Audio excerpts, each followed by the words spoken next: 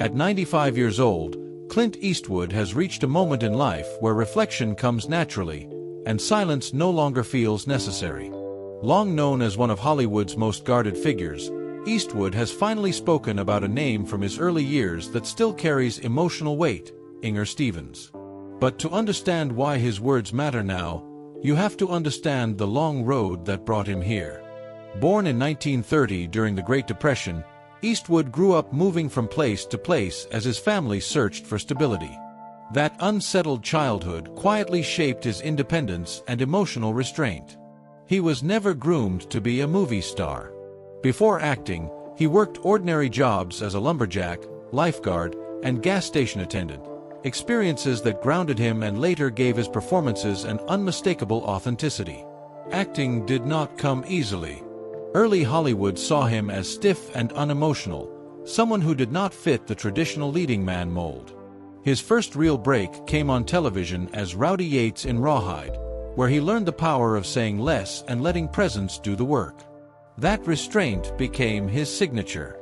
International stardom followed in the 1960s with Sergio Leone's westerns, where Eastwood's man with no name reshaped masculinity on screen: colder, morally ambiguous, and brutally efficient. Later, the Dirty Harry films captured the anxiety of a society struggling with crime and change, making Eastwood both a symbol and a lightning rod for controversy. Yet his greatest transformation came behind the camera. As a director, Eastwood evolved into a deeply reflective storyteller, exploring aging, regret, violence, and moral consequence. Films like Unforgiven, Mystic River, $1 Million Baby, and Gran Torino showed a man questioning the very myths he once embodied.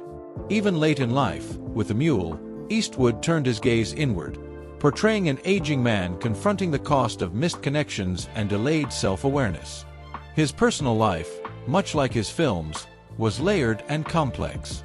Multiple long-term relationships, several children, and decades of guarded privacy shaped a man who kept emotional distance even as his public image loomed large. That reserve extended to painful memories, including Inger Stevens, an actress he knew during Hollywood's earlier, harsher era. Now, decades later, Eastwood speaks of Stevens not as a tragic headline, but as a misunderstood human being. He has said that people thought they knew her because of her beauty, but that beauty was the least important part of who she was. He remembers her as intelligent, introspective, and quietly burdened in an industry that demanded smiles and silence. Mental health was not discussed then. Pain was hidden. Vulnerability was discouraged. Eastwood admits that at the time, he lacked the awareness to recognize what Stevens was going through.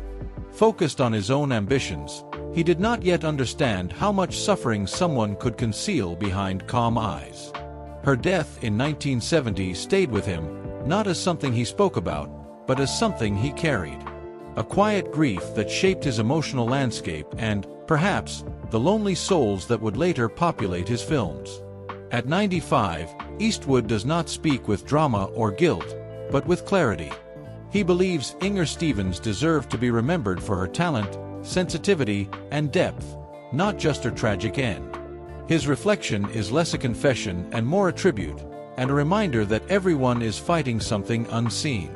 If this story gave you a deeper look into the hidden sides of Hollywood legends, subscribe to Hollywood Bulletin and press the bell icon, because we uncover the truths that time almost buried.